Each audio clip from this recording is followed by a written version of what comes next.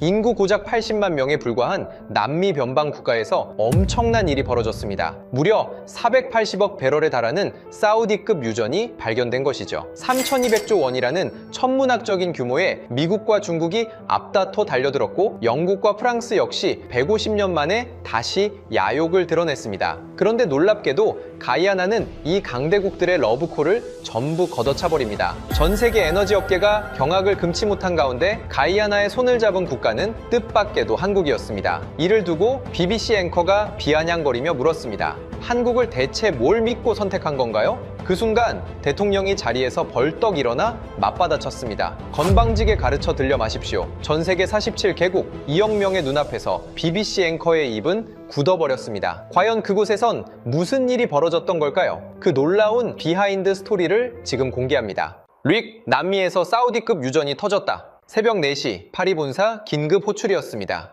수화기 너머로 본부장의 목소리가 떨리고 있었습니다. 서디급이라고요? 제 잠이 확 달아났습니다. 저는 릭드 몽포르입니다. 프랑스 토탈에너지에서 25년간 해외 유전 개발을 총괄한 이사였습니다. 나이지리아, 앙골라, 이라크, 베네수엘라 세계 곳곳에 유전을 열었고 단 한 번도 빈손으로 돌아온 적이 없었습니다. 그리고 가이아나에서 한국에 패배한 장본인입니다. 유럽이 150년간 쌓아 올린 것을 한국이 어떻게 무너뜨렸는지 제가 직접 목격한 이야기입니다. 가이아나라는 나라야, 당장 출발해. 가이아나. 솔직히 처음 듣는 이름이었습니다. 이 업계에서 25년을 굴렀습니다. 아프리카 오지부터 중동 사막까지 안 가본 데가 없었습니다. 그런 제가 이름조차 몰랐던 나라에서 사우디급 유전이 터졌다. 전화를 끊고 책상 서랍을 열었습니다. 낡은 가죽 수첩이 손에 잡혔습니다. 모서리가 닳아서 속살이 드러나 있었습니다. 25년 전 나이지리아 첫 유전 협상 때 산 수첩이었습니다. 펼치면 잉크 냄새가 났습니다. 첫 페이지부터 빼곡하게 적힌 기록들. 나이지리아 성공, 앙골라 성공, 이라크 성공. 25년 동안 실패라는 글자를 적어본 적이 없었습니다. 새 페이지를 펼쳤습니다. 가이아나. 그 이름을 적었습니다. 이번에도 어렵지 않을 거라고 생각했습니다. 12시간 후 저는 비행기 안에 있었습니다. 창밖으로 대서양이 끝없이 펼쳐져 있었습니다. 노트북을 열어 가이아나를 검색했습니다. 화면에 뜬 숫자들이 우습기까지 했습니다. 인구 80만 명. 서울 강남구 인구보다 적었습니다. 국내 총생산 150억 달러. 서울 강남구 경제 규모에도 못 미치는 수준이었습니다. 영국에서 독립한 건 1966년. 그 전까지 152년간 영국 식민지였습니다. 주력 산업이라고는 사탕수수와 쌀, 첨단 기술은커녕 제대로 된 공장 하나 없는 나라였습니다. 그런데 이상한 기사가 하나 걸렸습니다. 국제통화기금 발표, 가이아나 경제 성장률 62%, 세계 1위. 지구상에서 가장 빠르게 성장하는 경제라는 내용이었습니다. 석유가 터지기 시작하면서 벌어진 일이었습니다. 숫자가 말이 안 됐습니다. 인구 80만짜리 나라가 성장률 세계 1위라니. 하지만 저는 콧방 뒤를 뀌었습니다. 성장률이 높으면 뭘 합니까? 기술도 자본도 경험도 없는 나라인데 이런 나라가 480억 배럴을 어떻게 감당하겠습니까? 우리가 도와주러 가는 겁니다. 비행기가 조지타운 국제공항에 착륙했습니다. 활주로부터 갈라져 있었습니다. 아스팔트 틈새로 잡초가 자라고 있었습니다.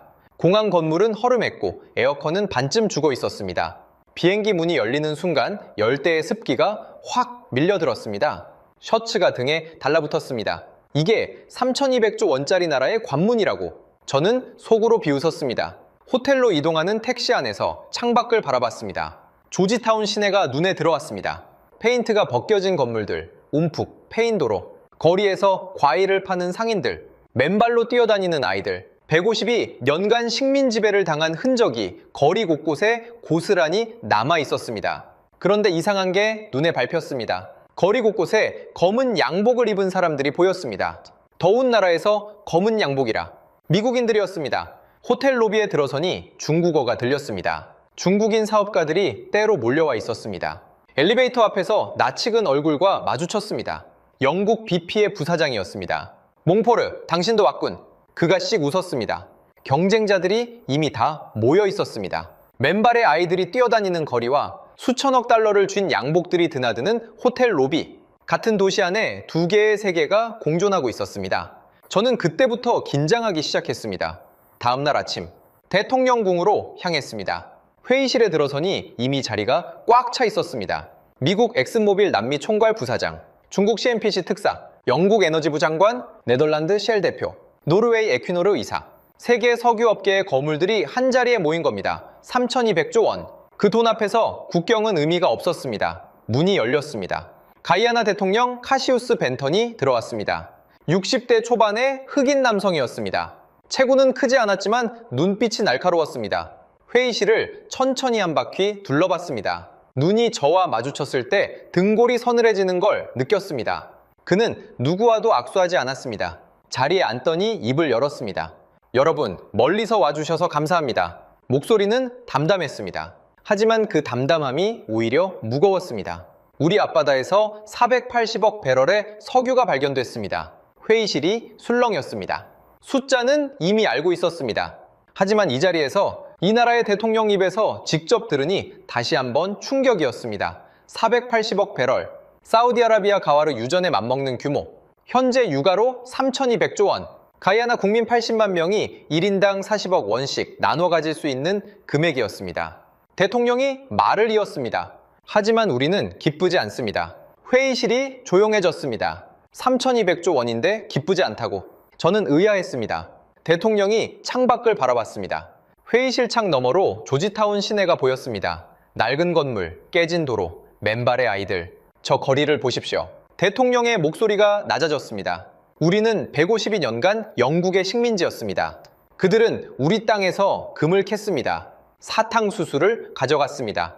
서아프리카에서 끌려온 우리 조상들은 농장에서 죽어갔습니다. 인도에서 건너온 계약 노동자들은 임금도 받지 못한 채 쓰러졌습니다. 회의실의 공기가 무거워졌습니다. 이 1966년에 독립했을 때 남은 게 뭐였을까요? 대통령이 회의실을 둘러봤습니다. 구멍 뚫린 산과 오염된 강뿐이었습니다. 저는 불편해졌습니다. 150년 전 이야기를 이 자리에서 꺼낼 줄은 몰랐습니다. 대통령이 다시 입을 열었습니다. 이제 석유가 발견됐습니다. 세계가 또다시 우리에게 손을 뻗고 있습니다. 그의 눈빛이 차가워졌습니다. 여러분은 우리를 도우러 온 겁니까? 아니면 또다시 가져가러 온 겁니까? 회의실이 얼어붙었습니다. 아무도 대답하지 못했습니다. 저도 입을 열 수 없었습니다. 25년간 수많은 협상을 해왔지만 이런 질문을 받은 건 처음이었습니다. 도우러 온 겁니까? 가져가러 온 겁니까? 그 질문이 가슴에 모처럼 박혔습니다. 대통령이 자리에서 일어났습니다. 각자 지인서를 준비해 오셨겠죠? 내일부터 개별 미팅을 시작하겠습니다. 회의실을 나서는 대통령의 뒷모습을 바라봤습니다. 체구는 작았지만 그림자는 컸습니다. 저는 그때 처음으로 묘한 불안감을 느꼈습니다. 이번 협상은 뭔가 다르겠구나. 하지만 그게 어떤 의미인지는 아직 몰랐습니다. 호텔로 돌아와 수첩을 펼쳤습니다. 가이아나. 그 이름 옆에 물음표를 하나 적었습니다. 25년 만에 처음 적는 물음표였습니다. 다음 날 아침이 밝았습니다. 첫 번째 미팅은 미국이었습니다. 엑슨모빌 남미 총괄 부사장 브랜든 하퍼. 저는 복도에서 그와 마주쳤습니다. 멍포르, 오랜만이군. 하퍼가 손을 내밀었습니다. 텍사스 출신 특유의 느긋한 악수였습니다. 나이지리아 이후로 처음이지? 그때 우리가 이겼죠. 그가 씩 웃었습니다. 이번에도 우리가 먼저 들어간다네. 자네들은 그 다음이야. 저는 속으로 코웃음 쳤습니다. 두고 보자. 하퍼가 회의실로 들어갔습니다. 저는 복도 의자에 앉아 기다렸습니다. 복도 타일의 문의를 외울 정도로 오래 기다렸습니다. 1시간, 2시간, 3시간이 지났습니다. 회의실 문이 열렸습니다. 하퍼의 표정이 굳어 있었습니다. 아침에 보여줬던 느긋함이 완전히 사라져 있었습니다. 뭔가 잘 안 됐구나 직감했습니다. 하퍼가 저를 스쳐 지나가며 중얼거렸습니다. 건방진 것들. 저는 회의실 안을 슬쩍 들여다봤습니다. 벤턴 대통령이 창밖을 바라보고 있었습니다. 그의 얼굴에는 아무런 표정이 없었습니다. 마치 방금 3시간짜리 협상이 아니라 잠깐 차 한 잔 마시고 온 사람 같았습니다. 오후가 됐습니다. 제 차례가 왔습니다. 저는 자신 있었습니다. 프랑스 토탈에너지. 150년 역사의 유럽 최대 에너지 기업. 아프리카와 남미에서 쌓은 경험. 미국이 실패했다면 오히려 기회였습니다. 우리를 거절할 이유가 없었습니다. 회의실에 들어섰습니다. 벤턴 대통령이 자리에 앉아 있었습니다. 옆에는 젊은 흑인 남성이 한 명 더 있었습니다. 나중에 안 사실이지만 그의 이름은 네이선 포브스. 영국 런던 대학교에서 석유공학 박사 학위를 받은 기술이사였습니다. 앉으시죠, 몽포르 이사님. 대통령이 손짓했습니다. 저는 준비해온 프레젠테이션을 펼쳤습니다. 화려한 3D 그래픽, 치매, 유전 개발 계획, 최첨단 시추선 이미지, 정제시설 조감도. 토탈에너지는 150년 역사를 가진 기업입니다. 자신감 있게 말했습니다. 아프리카 17개국, 남미 8개국에서 유전을 개발했습니다. 가이안에도 최고의 기술을 제공하겠습니다. 대통령이 고개를 끄덕였습니다. 조건은요? 로열티 18%를 드리겠습니다. 미국보다 6% 높은 조건이었습니다. 하퍼가 12%를 제시했다는 정보를 이미 입수한 터였습니다. 네, 그리고 정제시설을 건설해 드리겠습니다. 대통령의 눈썹이 올라갔습니다. 어디에요? 프랑스 마르세유입니다. 잠시 침묵이 흘렀습니다. 옆에 앉아있던 네이선이 입을 열었습니다. 가야나가 아니라 프랑스예요? 저는 고개를 끄덕였습니다. 정제시설은 수백억 달러가 듭니다. 가이아나 경제 규모로는 감당이 어려우시죠? 프랑스에서 정제해서 제품을 납품해 드리는 게 훨씬 효율적입니다. 네이선이 서류를 넘기며 다시 물었습니다. 그럼 가이아나 국민 고용은요? 현장 노동자로 1200명 정도 채용 가능합니다. 1200명이요? 네이선의 목소리는 차분했습니다. 하지만 그 차분함 속에 칼날이 있었습니다. 80만 국민 중 1200명, 그것도 단순 노동자로. 네이선의 눈빛이 차가워졌습니다. 하지만 저는 개의치 않았습니다. 이게 현실이니까. 벤턴 대통령이 천천히 입을 열었습니다. 몽포르 의사님, 내가가 150년 전에도 프랑스 기업이 이 땅에 왔습니다. 저는 움찔했습니다. 그때도 비슷한 말을 했죠. 우리가 도와주겠다. 기술을 제공하겠다. 고용을 창출하겠다. 대통령의 목소리가 낮아졌습니다. 낮아질수록 무거워졌습니다. 결과가 어땠는지 아십니까? 저는 대답하지 못했습니다. 우리 조상들은 금광에서 죽어갔습니다. 사탕수수 밭에서 등이 휘어졌습니다. 프랑스 기업들은 배를 채우고 떠났습니다. 남은 건 빈 땅뿐이었습니다. 대통령이 저를 똑바로 쳐다봤습니다. 이번에는 다르다고 말씀하실 건가요? 저는 입술을 깨물었습니다. 카카, 그건 과거입니다. 지금은 다릅니다. 뭐가 다르죠? 네이선이 끼어들었습니다. 그의 목소리는 여전히 차분했습니다. 하지만 질문은 메스 같았습니다. 정제시설을 프랑스에 짓겠다는 거, 고용은 1200명뿐이라는 거, 이익의 82%를 가져가겠다는 거. 네이선이 저를 똑바로 쳐다봤습니다. 150년 전과 뭐가 다릅니까? 저는 할 말을 잃었습니다. 머릿속이 하얘졌습니다. 25년간 수십 개국에서 협상을 해왔습니다. 궁지에 몰린 적은 있었지만 할 말 자체가 사라진 적은 없었습니다. 처음이었습니다. 대통령이 자리에서 일어났습니다. 검토해 보겠습니다. 그 한마디가 전부였습니다. 회의실을 나오는데 다리가 후들거렸습니다. 복도벽에 등을 기대야 했습니다. 25년간 이런 협상은 처음이었습니다. 화려한 3D 그래픽도 150년 역사도 17개국 실적도 아무런 소용이 없었습니다. 숫자가 아니라 역사가 벽이었습니다.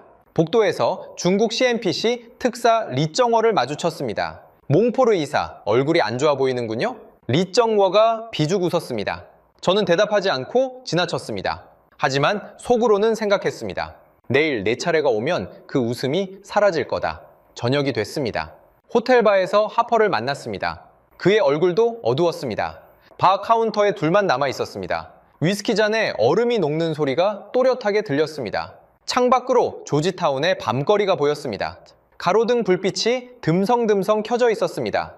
어땠어? 하퍼가 위스키를 홀짝였습니다. 12% 제시했더니 노르웨이 얘기를 꺼내더군. 노르웨이? 70년대에 북해 유전 발견했을 때 미국 기업들이 똑같은 제안을 했대. 노르웨이가 뭐라고 했는지 아냐고 물어보더라고. 저는 고개를 끄덕였습니다. 업계 사람이라면 다 아는 이야기였습니다. 자, 노르웨이는 거절했지. 직접 국영기업을 만들어서 개발했어. 지금 노르웨이 국부펀드가 1조 7천억 달러야. 국민 1인당 30만 달러씩 돌아가는 돈이지. 하퍼가 한숨을 쉬었습니다. 그 대통령이 정확히 그 카드를 꺼냈어. 너희가 12% 가져가면 나머지 88%는 어디로 가느냐고. 그래서 뭐라고 했어? 노르웨이와 가이아나는 다르다고 했지. 기술도 없고 자본도 없고 경험도 없잖아. 하퍼의 표정이 굳어졌습니다. 그랬더니 옆에 있던 기술이사라는 놈이 끼어들더라고. 그럼 기술을 이전해주면 되지 않느냐고. 자본을 빌려주면 되지 않느냐고. 경험을 가르쳐주면 되지 않느냐고. 저는 고개를 저었습니다. 그건 우리한테 손해잖아. 그러니까 하퍼가 위스키를 원샷했습니다. 그래서 마지막에 안보 카드를 꺼냈어. 이 지역이 불안정하다고. 베네수엘라 옆이지 않느냐고. 우리랑 협력하면 미국 정부가 안전을 보장해 줄 거라고. 협박한 거네. 협상 기술이지. 하퍼가 어깨를 으쓱했습니다. 근데 안 통하더라. 그 대통령이라는 사람 보통 내기가 아니야. 저는 위스키 잔을 내려놓고 창밖을 바라봤습니다. 조지타운의 밤이 어둠에 잠겨 있었습니다. 이번 협상은 정말 뭔가 달랐습니다. 다음 날 중국 차례였습니다. 리정워가 회의실에 들어갔습니다. 저는 또다시 복도에서 기다렸습니다. 4시간이 지났습니다. 문이 열렸습니다. 리정워의 얼굴이 창백했습니다. 어제 저를 보고 비죽었던 그 여유가 흔적도 없이 사라져 있었습니다. 그의 손이 떨리고 있었습니다. 어떻게 됐어? 제가 물었습니다. 리정워가 저를 쳐다봤습니다. 눈에 당혹감이 가득했습니다. 스리랑카 얘기를 꺼내더군. 한반도다 한국? 그래, 99년 임대한 거. 그게 뭐가 문제냐고 했더니 리정워가 이를 갈았습니다. 그 기술이사라는 놈이 끼어들더라고. 만약 가이아나가 빚을 못 갚으면 항구만 가져가는 게 아니라 유전까지 가져가겠냐고 물어보더라. 저는 피식 웃었습니다. 중국의 빚의 덫. 온 세계가 다 아는 비밀이었습니다. 리정워가 중얼거렸습니다. 25% 제시했는데 항구, 철도, 고속도로까지 지어주겠다고 했는데 200억 달러 대출해 주겠다고 했는데 그래서 리정워가 한숨을 내쉬었습니다. 자, 총 상환액이 얼마냐고 물어보더라. 320억 달러라고 했더니 매년 13억 달러씩 25년이라고 했더니 리정워의 목소리가 떨렸습니다. 그 대통령이 종이도 안 보고 계산을 하더라고. 가이아나 국가 예산이 28억 달러인데 절반을 빚 갚는 데 쓰라는 거냐고.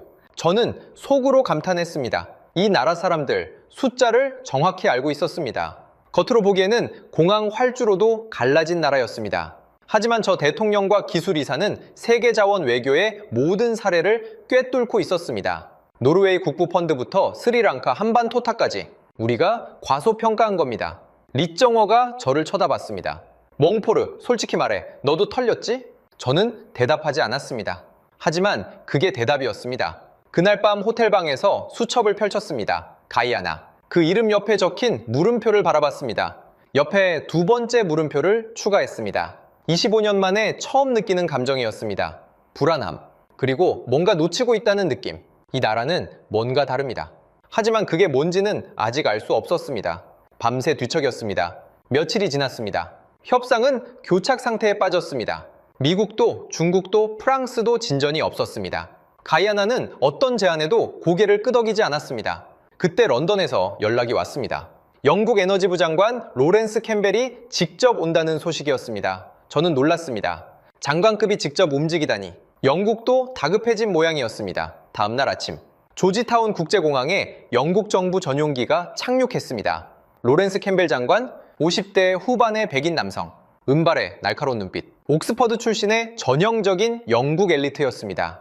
전용기 트랩을 내려오는 그의 모습을 보는 순간 묘한 느낌이 들었습니다. 완벽하게 다림질된 수트, 금빛 커프링크스. 152년 전에 이 땅에 내렸던 식민지 총독도 저런 모습이었을까?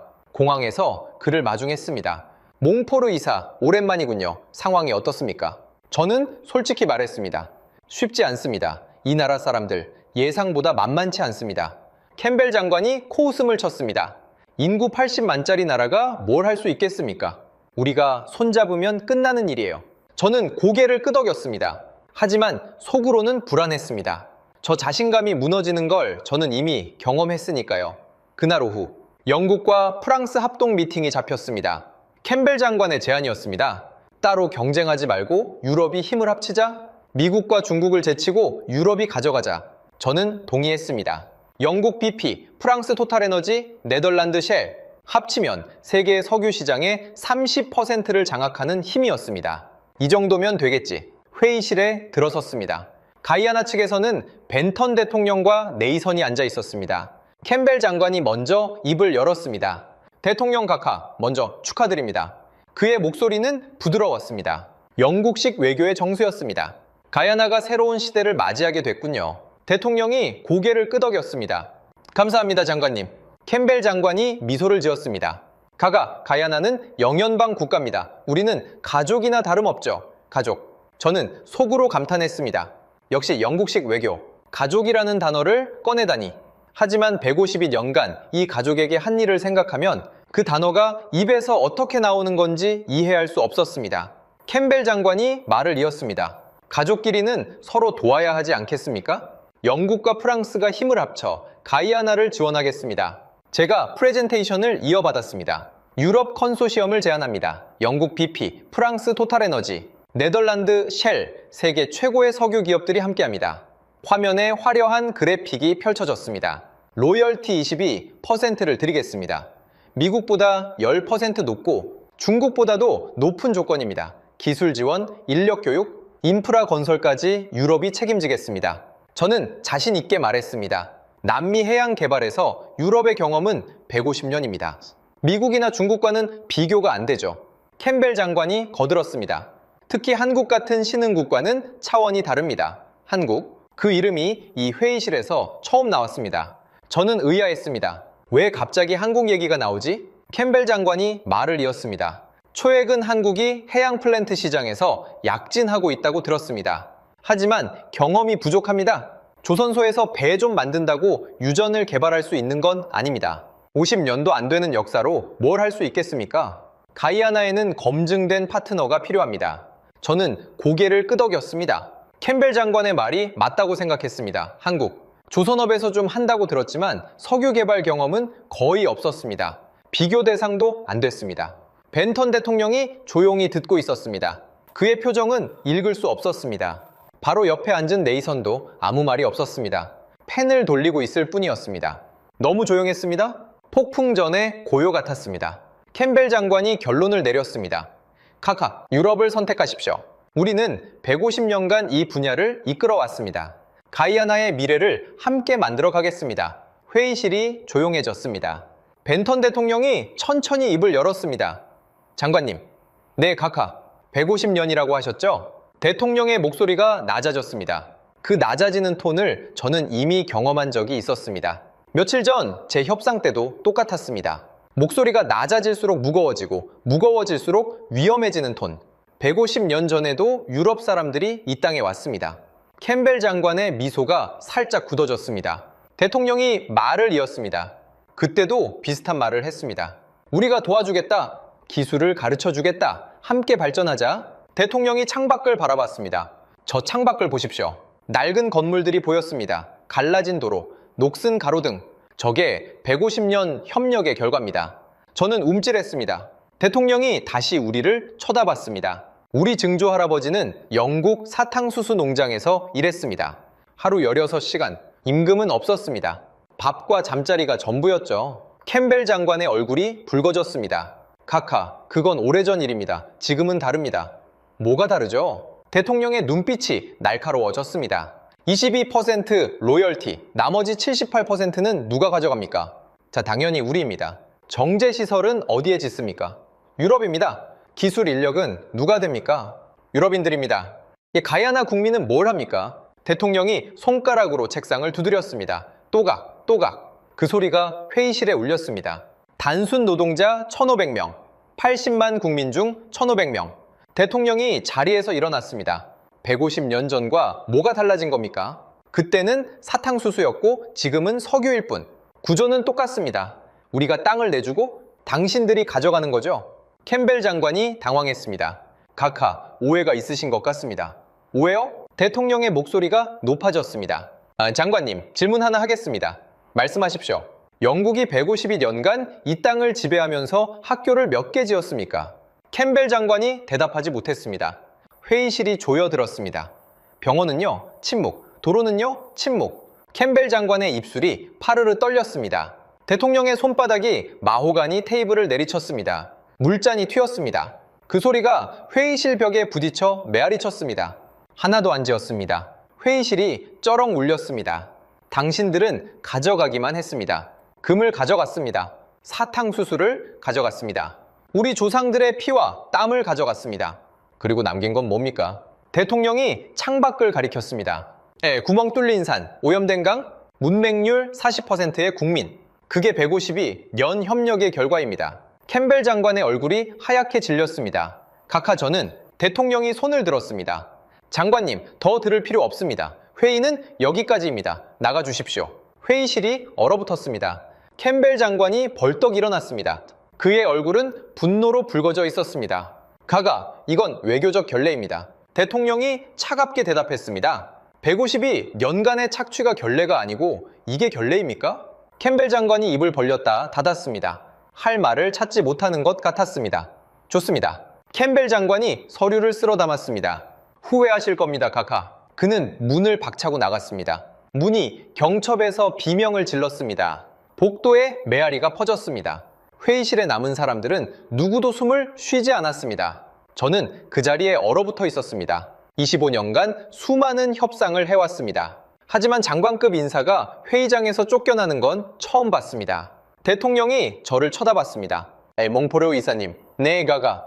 프랑스도 마찬가지입니다. 그의 목소리는 담담했습니다. 분노가 아니었습니다. 그냥 사실을 말하는 사람의 목소리였습니다. 그게 더 무거웠습니다. 150년간 당신들이 한 일을 우리는 기억하고 있습니다. 저는 고개를 숙였습니다. 할 말이 없었습니다. 회의실을 나왔습니다. 복도에서 캠벨 장관이 전화기에 대고 소리치고 있었습니다. 몽국에 보고해. 이 나라와는 협상 불가야. 무례한 것들. 저는 그를 지나쳐 호텔로 돌아왔습니다. 방에 들어서자마자 침대에 쓰러졌습니다. 천장을 바라봤습니다. 152년. 그 세월이 이렇게 돌아올 줄은 몰랐습니다. 영국 장관이 쫓겨난 다음 날 분위기가 완전히 바뀌었습니다. 미국 하퍼가 짐을 쌌습니다. 워싱턴에서 호출이 왔다며 떠났습니다. 중국 리정어도 베이징으로 돌아갔습니다. 본국과 전략을 재검토하겠다는 핑계였습니다. 영국 캠벨 장관은 이미 전날 밤 비행기를 탔습니다. 며칠 전만 해도 이 로비에서 4개 국어가 동시에 들렸습니다. 검은 양복들이 바글거렸습니다. 지금은 천장 선풍기 소리뿐이었습니다. 프론트 직원이 심심한 듯 키보드를 두드리고 있었습니다. 저만 남았습니다. 파리 본사에서 연락이 왔습니다. 루익, 상황이 어떻게 된 거야? 본부장의 목소리가 날카로웠습니다. 영국 장관이 쫓겨났다면서? 사실입니다. 미국이랑 중국도 철수했다며. 일단 본국으로 돌아갔습니다. 그럼 지금 현장에 남은 건 너뿐이야. 네. 본부장이 한숨을 쉬었습니다. 좋아, 기회야. 다들 빠졌으니까 네가 다시 들어가. 조건을 더 올려. 25%까지 가도 돼. 어떻게든 계약을 따내. 알겠습니다. 전화를 끊고 창밖을 바라봤습니다. 25%. 미국보다 2배 이상. 중국과 같은 조건. 이 정도면 되겠지. 하지만 마음 한구석이 불안했습니다. 저 사람들이 원하는 건 퍼센트가 아닌 것 같았습니다.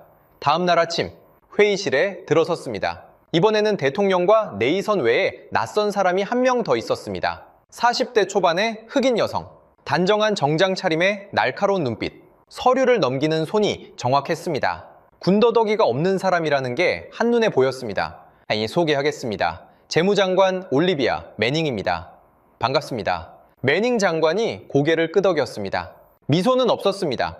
회의 내내 한 번도 미소 짓지 않았습니다. 몽포르 이사님, 새로운 제안을 가져오셨다고 들었습니다. 저는 서류를 펼쳤습니다. 모든 카드를 꺼냈습니다.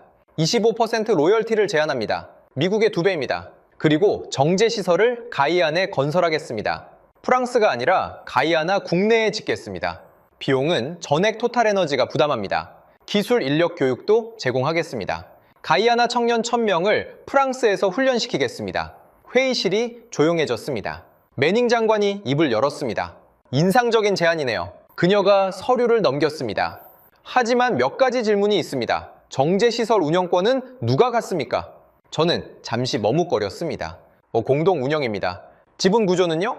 또 토탈에너지 60%, 가이아나 정부 40%입니다.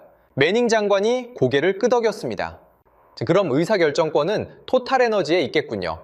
저는 대답하지 못했습니다. 네이선이 끼어들었습니다. 이 청년 교육 프로그램 1000명을 프랑스에서 훈련시킨다고 하셨죠? 네. 훈련 후에 그들은 어디서 일하게 됩니까? 당연히 가이안에서. 네이선이 서류를 꺼냈습니다. 그 서류가 어디서 나왔는지 저는 알 수 없었습니다. 하지만 그 안의 숫자들은 정확했습니다. 소름이 돋을 정도로. 아프리카 사례를 보면 다릅니다. 나이지리아, 앙골라, 가봉. 토탈에너지가 교육시킨 현지 인력의 70%가 결국 유럽 본사에서 일하고 있습니다. 현지에 남는 건 30%뿐입니다. 식은땀이 났습니다. 그 자료를 어디서 구한 거지? 런던 대학교 석유공학 박사. 이 사람은 서방의 논리를 서방의 무기로 되갚고 있었습니다. 네이선이 저를 똑바로 쳐다봤습니다. 몽포르 이사님, 솔직히 말씀해 주십시오. 이번에도 똑같은 패턴 아닙니까? 저는 입을 열었다 닫았습니다. 반박할 수가 없었습니다. 그가 말한 게 사실이었으니까요. 벤턴 대통령이 천천히 입을 열었습니다. 멍포르 이사님, 네 가가 25%는 감사합니다. 12%보다는 낫죠. 대통령이 손가락을 꼽았습니다. 하지만 여전히 75%는 프랑스가 가져갑니다. 정제시설 의사결정권도 프랑스가 갖습니다. 교육받은 인력도 상당수가 프랑스로 갑니다. 대통령이 저를 쳐다봤습니다. 이게 진정한 파트너십입니까? 대통령은 제 대답을 기다리지 않았습니다. 이미 답을 알고 있었으니까요. 그는 자리에서 일어났습니다. 자, 검토해 보겠습니다. 미팅은 그렇게 끝났습니다. 계약은 성사되지 않았습니다. 호텔로 돌아오는 택시 안, 창밖으로 조지타운 거리가 보였습니다. 신호에 걸려 택시가 멈췄습니다. 카페 앞에 젊은이들이 모여 있었습니다. 스마트폰을 돌려보며 뭔가를 열심히 보고 있었습니다. 창문을 내렸습니다. 그들이 보고 있는 화면이 보였습니다. 거대한 배가 바다를 가르고 있었습니다. 화면 하단에 글자가 보였습니다. 한국 LNG선 세계 점유율 94% 한국. 저는 고개를 갸우뚱거렸습니다. 신호가 바뀌었고 택시가 출발했습니다. 하지만 그 숫자가 머릿속에서 떠나지 않았습니다. 94%. 호텔에 돌아와서 노트북을 열었습니다. 한국 조선업. 검색 결과가 쏟아졌습니다. 한국 LNG선 세계 점유율 94%. 눈을 의심했습니다. 94%면 거의 독점 아닌가? 더 찾아봤습니다. 삼성중공업, HD현대중공업, 하나오션, 세계 조선시장의 절반을 한국이 장악하고 있었습니다. 해양 플랜트 시장 점유율 70%, FPSO 건조 실적 세계 1위. FPSO라는 건 바다 위에 떠서 원유를 뽑아내고 저장하는 초대형 구조물입니다. 길이 340m, 축구장 3개를 합친 크기. 이걸 만들 수 있는 곳이 전 세계의 한국 3곳과 싱가포르 1곳뿐이었습니다. 미국도 못 만든다고 영국도 프랑스도 파고들었습니다. 한국 GDP 세계 12위, 1조 7천억 달러. 영국, 프랑스와 비슷한 규모였습니다. 1인당 GDP 3만 5천 달러. 선진국 수준이었습니다. 그런데 이상한 게 있었습니다. 한국 석유 생산량 0, 천연가스 생산량 거의 0, 석유 한 방울 안 나는 나라였습니다. 자원이 없는 나라가 어떻게 세계 경제 12위가 된 거지? 더 검색했습니다. 한국전쟁이 끝났을 때 1인당 GDP가 67달러였습니다. 아프리카 최빈국보다 가난했습니다. 거기서 70년 만에 3만 5천 달러, 500배 성장, 자원 없이, 기술만으로. 저는 한참 동안 화면을 바라봤습니다. 이건 말이 안 됐습니다.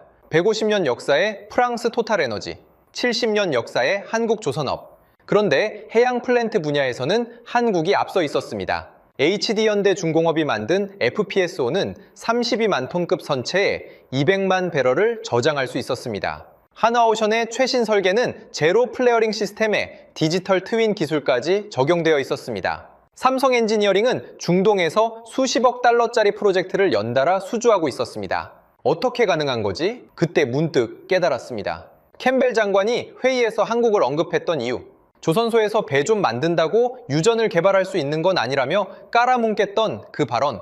그는 한국을 깎아내리려 했습니다. 하지만 가이아나 사람들은 이미 알고 있었던 겁니다. 한국이 뭘 할 수 있는지. 카페 앞에서 스마트폰으로 한국 선박 영상을 보고 있던 그 청년들처럼 다음날 아침 네이선에게서 연락이 왔습니다. 멍포레 이사님, 네, 솔직히 말씀드리겠습니다. 그의 목소리가 담담했습니다. 유리는 한국과 접촉하고 있습니다. 저는 멈칫했습니다. 한국이요? 네네, 한국석유공사와 한국조선사들입니다. 얼마나 진행됐습니까? 네이선이 잠시 침묵했습니다. 다음 주에 조사단이 옵니다. 전화를 끊었습니다. 한국, 석유 한 방울 안 나는 나라. 67달러에서 시작해서 70년 만에 세계 12위 경제대국이 된 나라. 그 나라가 가이안에 온다. 저는 처음으로 진짜 경쟁자를 만난 기분이었습니다. 미국도 아니고 중국도 아니고 영국도 아니고 한국. 수첩을 꺼냈습니다. 가이아나. 2개의 물음표 옆에 새로운 단어를 적었습니다. 한국. 그리고 그 옆에 별표를 하나 그렸습니다. 25년간 물음표는 수없이 적었습니다. 하지만 별표는 처음이었습니다. 일주일 후 한국 조사단이 도착했습니다. 저는 공항에 나가지 않았습니다. 하지만 호텔 로비에서 그들을 봤습니다. 15명. 예상보다 적은 숫자였습니다. 미국 엑슨모빌이 왔을 때는 30명이었습니다. 중국 CNPC는 40명이었습니다. 영국과 프랑스 합동팀은 25명이었습니다. 한국은 고작 15명. 그런데 더 이상한 건 그들의 차림이었습니다. 양복이 아니었습니다. 넥타이도 없었습니다. 작업복, 안전모, 노트북 가방, 측정 장비 케이스. 마치 지금 당장 바다에 뛰어들 것 같은 차림이었습니다. 저는 속으로 비웃었습니다. 저게 뭐야? 협상하러 온 거야? 일하러 온 거야? 그들 중 한 명이 눈에 들어왔습니다. 60대 초반으로 보이는 남성. 흰머리가 섞인 단정한 머리카락, 온화한 눈빛, 그리고 두꺼운 손. 현장에서 잔뼈가 굵은 사람의 손이었습니다. 그가 단장인 것 같았습니다. 네이선이 그를 마중했습니다. 두 사람이 악수를 나눴습니다. 멀리서 봤지만 분위기가 달랐습니다. 하퍼가 왔을 때 네이선은 경계하는 눈빛이었습니다. 리정워가 왔을 때는 차가운 눈빛이었습니다. 캠벨 장관이 왔을 때는 적대적인 눈빛이었습니다. 그런데 지금은 웃고 있었습니다. 네이선이 웃고 있었습니다. 저는 불안해졌습니다. 저 한국인들 뭔가 다르다. 다음날 합동기술 브리핑이 잡혔습니다. 가이아나 정부가 주최하는 자리였습니다. 저도 초대를 받았습니다. 아직 공식적으로 철수한 건 아니었으니까요. 참관인 자격이었습니다. 조지타운 컨벤션 센터. 오래된 건물이었지만 회의실은 깔끔하게 정돈되어 있었습니다. 저는 맨 뒷줄에 앉았습니다. 앞줄에는 벤턴 대통령, 매닝 장관, 네이선, 그리고 한국 조사단 15명. 그런데 놀라운 게 있었습니다. 미국 엑슨모빌에서 사람이 와 있었습니다. 하퍼는 아니었지만 기술팀 소속으로 보이는 엔지니어 3명, 중국 CNPC에서도 2명, 영국 BP에서도 1명, 다들 같은 생각이었던 겁니다. 한국이 뭘 들고 왔는지 보자. 브리핑이 시작됐습니다. 한국 단장이 앞으로 나왔습니다. 안녕하십니까? 그의 영어는 약간 억양이 있었지만 또렷했습니다. 자, 저는 서일현입니다. 한국해양플랜트 기술단 단장입니다. 그가 고개를 숙여 인사했습니다. 이런 기회를 주셔서 감사합니다. 저는 눈을 가늘게 떴습니다. 기회를 주셔서 감사합니다. 하퍼는 도와주러 왔다고 했습니다. 리정원은 좋은 조건을 가져왔다고 했습니다. 캠벨 장관은 가족이니까 협력하자고 했습니다. 이 사람은 기회를 주셔서 감사하다고 했습니다. 처음 듣는 말이었습니다. 서 단장이 노트북을 연결했습니다. 화면에 스타브로크 해역 지도가 떴습니다. 먼저 현황을 말씀드리겠습니다. 수심 평균 2,400m, 일부 구역은 2,800m까지 내려갑니다. 추정 매장량 480억 배럴, 원유 품질 기준으로는 경질 유급입니다. 다음 슬라이드로 넘어갔습니다. 현재까지 제한된 회수율 목표입니다. 미국 제한 65%, 프랑스 제한 65%, 중국 제한 68%. 저는 미간을 찌푸렸습니다. 우리도 65%를 제한했었습니다. 심해 유전의 평균 회수율이 60에서 70%니까 합리적인 수치였습니다. 서 단장이 잠시 멈췄습니다. 회의실이 조용해졌습니다. 한국의 목표는 다릅니다. 다음 슬라이드를 넘겼습니다. 화면에 큰 숫자가 떴습니다. 90%. 회의실이 술렁였습니다. 저는 눈을 의심했습니다. 90%? 그게 가능해? 미국 엔지니어 한 명이 손을 들었습니다. 실례합니다, 서 단장님. 90% 회수율은 현실적이지 않습니다. 심해 유전에서 그 수치는 이론적으로도 어렵습니다.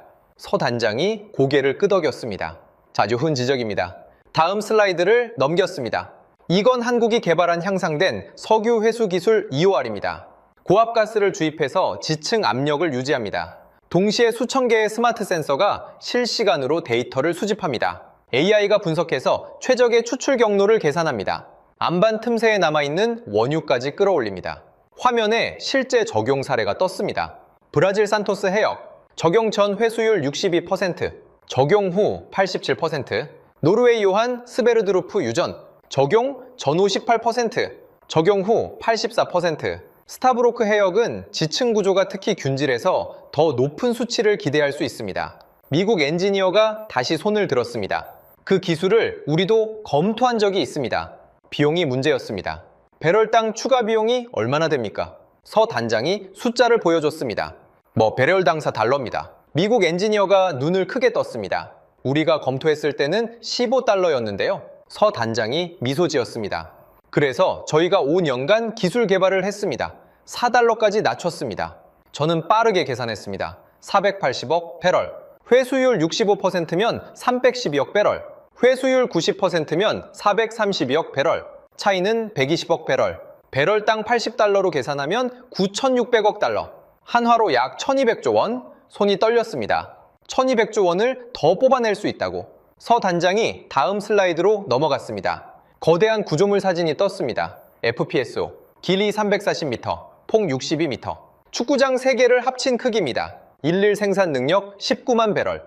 저장 용량 238만 배럴. 설계 수명 20년. 제로 플레어링 시스템.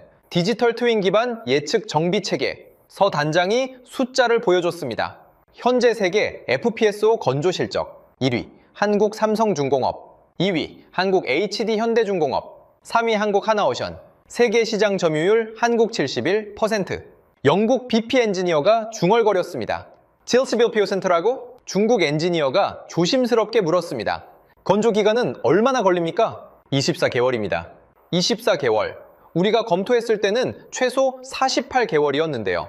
서 단장이 고개를 끄덕였습니다. 그래서 한국 조선소의 경쟁력이 있는 겁니다. 저는 주변을 둘러봤습니다. 미국 엔지니어들, 중국 엔지니어들, 영국 엔지니어. 모두 같은 표정이었습니다. 충격, 그리고 당혹감. 서 단장이 마지막으로 말했습니다. 한국은 채굴권을 원하지 않습니다. 회의실이 다시 술렁였습니다. 채굴권은 가이아나 정부가 100% 보유하십시오. 한국은 기술 파트너로 참여하겠습니다. 수익 배분은 가이아나 70%, 한국 30%를 제안합니다.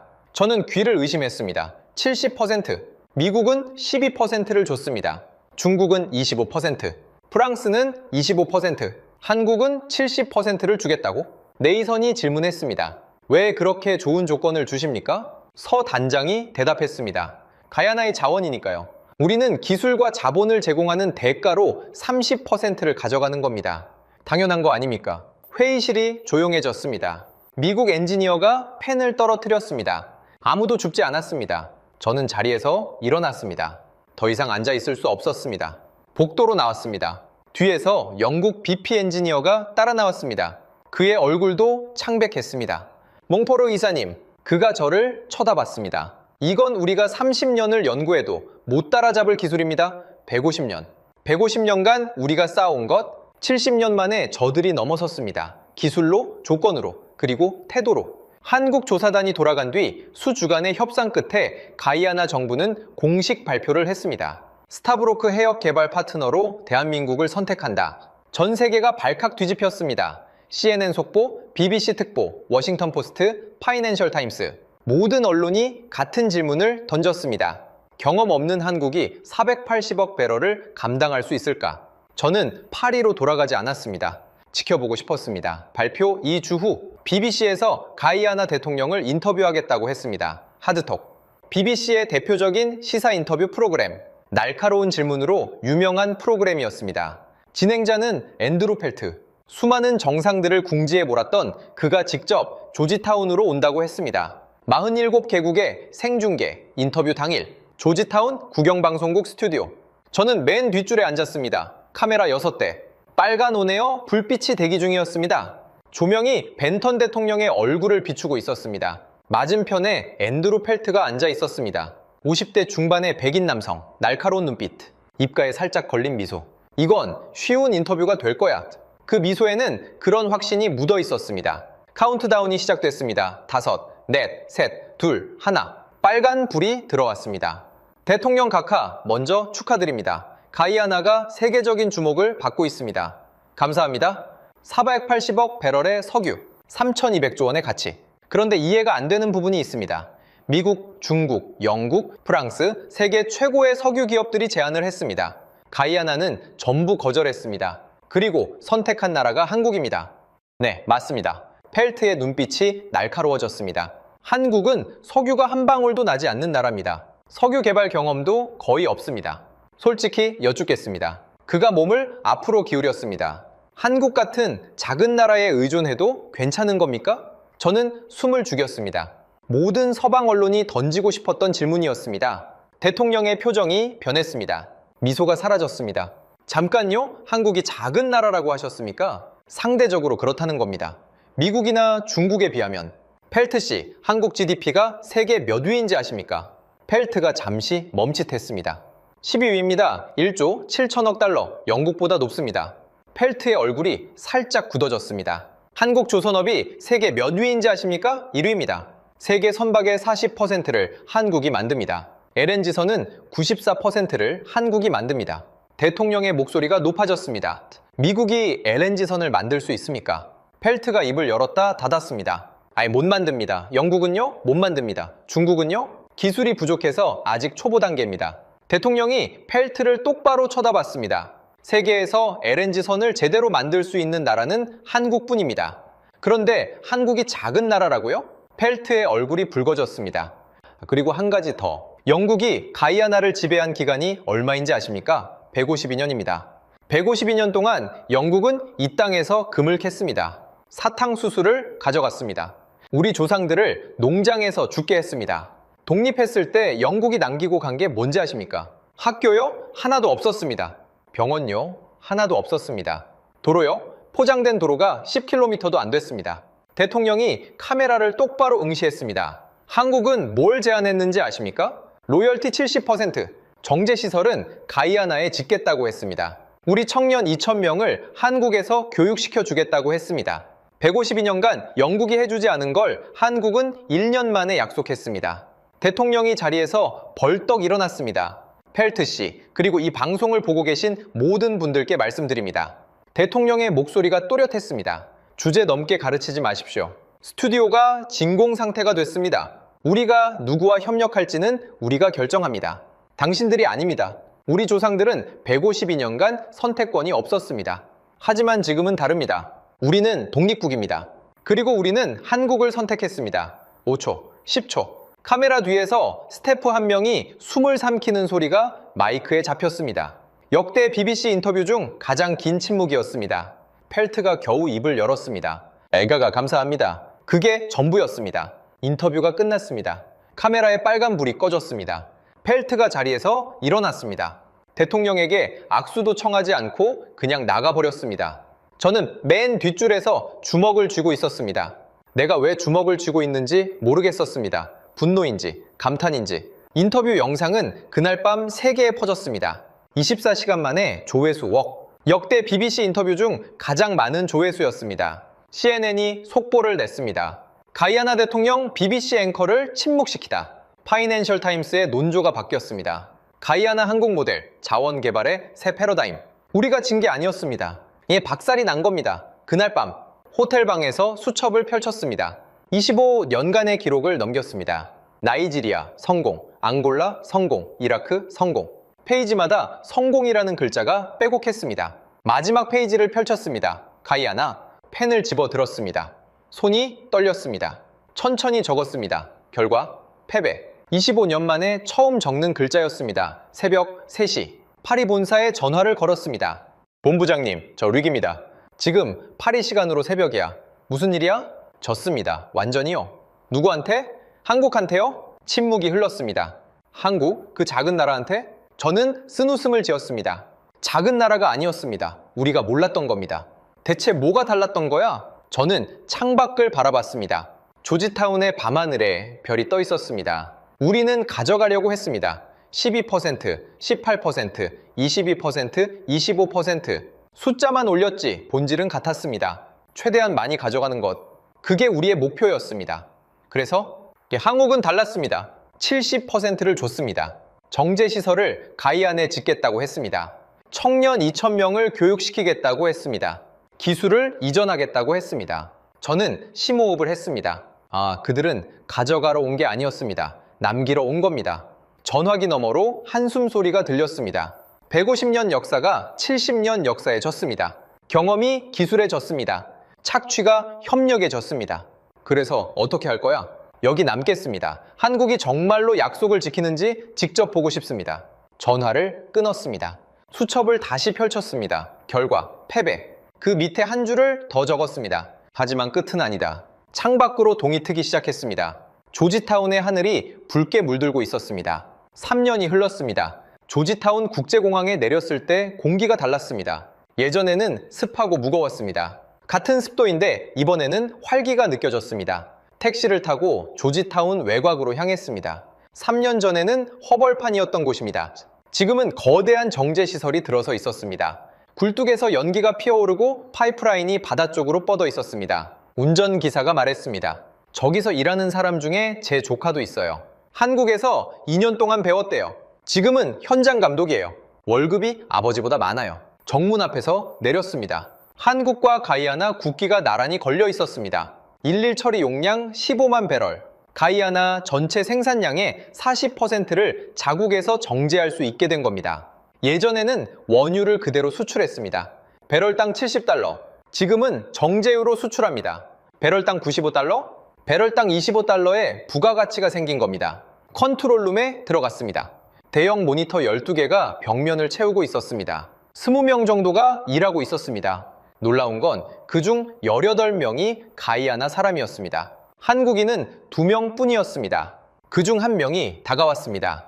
낯익은 얼굴이었습니다. 3년 전 브리핑룸에서 뒤에 조용히 서 있던 청년 에릭. 지금은 현장 총괄, 매니저 명찰을 달고 있었습니다. 기억하시나요? 3년 전 브리핑 때 뒤에 서 있던 인턴이었어요. 물론 기억합니다. 그때 한국 분들이 저한테 물었어요. 해양공학 공부하고 싶은지? 그래서 한국에 갔어요. 2년 동안 부산에서 공부했습니다. 에릭이 한국어로 말했습니다. 감사합니다. 발음이 또렷했습니다. 지금까지 120명을 교육했습니다. 내년에는 200명 더 교육할 예정이에요. 처음에는 한국 직원이 다 운영했어요. 지금은 95%가 가이아나 사람입니다. 2년 후에는 100% 우리가 운영할 거예요. 에릭이 웃으며 덧붙였습니다. 그게 처음부터 계획이었다고 들었습니다. 처음부터 계획이었다. 그 말이 머릿속에 남았습니다. 프랑스가 제안했던 건 뭐였습니까? 1000명을 교육하겠다. 하지만 핵심 기술은 이전하지 않겠다. 운영권은 토탈에너지가 갖겠다. 한국은 달랐습니다. 2000명을 교육하겠다. 5년 안에 기술을 완전히 이전하겠다. 운영권은 가이아나가 가져가라. 우리는 파트너로 남겠다. 교육센터 게시판에 사진이 붙어 있었습니다. 졸업생 현황, 1기 45명, 취업률 100%, 2기 52, 명취업률 100%. 한국 국기와 가이아나 국기 앞에서 찍은 단체 사진. 모두가 웃고 있었습니다. 밖으로 나왔습니다. 해가 지고 있었습니다. 정제시설의 굴뚝 연기가 노을빛에 물들어 있었습니다. 수첩을 꺼냈습니다. 3년 전에 적었던 메모가 보였습니다. 결과 패배. 하지만 끝은 아니다. 그 아래 빈 공간에 적었습니다. 그들은 석유를 가져가지 않았다. 사람을 남겼다. 파리 본사에 마지막 전화를 걸었습니다. 말씀드릴 게 있습니다. 자원 개발의 정답을 봤습니다. 가져가는 게 아니라 남기는 겁니다. 공항으로 향하는 택시 안에서 창밖을 바라봤습니다. 3년 전에는 강대국들의 먹잇감이었던 나라. 지금은 스스로 미래를 설계하고 있었습니다. 출국장에 들어가기 전 뒤를 돌아봤습니다. 저 멀리 정제시설의 불빛이 밤하늘에 반짝이고 있었습니다. 한국이라는 나라, 석유 한 방울 나지 않는 나라. 하지만 그들은 기술로 세계 12번째 경제대국이 됐습니다. 그리고 그 기술을 나눴습니다. 가져가지 않고 남겼습니다. 수첩을 마지막으로 펼쳤습니다. 빈 페이지에 한 줄을 적었습니다. 나는 25년 동안 자원을 가져갔다. 그들은 3년 만에 미래를 심었다. 수첩을 덮었습니다. 지금까지 프랑스 토탈에너지 전 해외 자원 개발 총괄이사 루익드 몽포르의 이야기 어떠셨습니까? 480억 배럴, 3,200조 원, 미국, 중국, 영국, 프랑스가 모두 달려왔습니다. 150년 역사를 앞선 유럽이 200억 달러를 들고 온 중국이, 안보 카드까지 꺼낸 미국이 전부 거절당했습니다. 한국은 뭘 들고 갔습니까? FPSO 세계 점유율 71%, LNG선 세계 점유율 94%, 회수율 90%를 만드는 기술. 그리고 단 한마디. 가이아나의 자원이니까요. 당연한 거 아닙니까? 강대국들은 석유를 가져가려 했습니다. 한국은 사람을 남겼습니다. 정제시설을 가이아나 땅에 지었습니다. 청년 2,000명을 교육시켰습니다.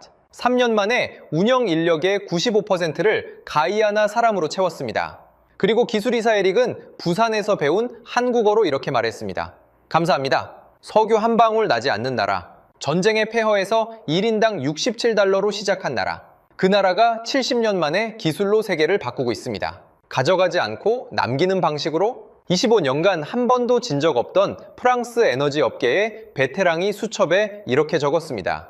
나는 25년 동안 자원을 가져갔다. 그들은 3년 만에 미래를 심었다. 150년의 착취를 70년의 기술이 뒤집었습니다. 그 나라의 이름은 대한민국입니다. 이 이야기가 자랑스러우셨다면, 가슴이 뜨거워지셨다면 댓글창에 대한민국 네 글자만 남겨주십시오. 그리고 이 이야기를 주변에 널리 공유해주세요. 석유 한 방울 없이 기술로 세계를 바꾸는 나라가 있다는 걸 더 많은 분들이 알아주셨으면 합니다. 구독과 좋아요도 부탁드립니다. 감사합니다.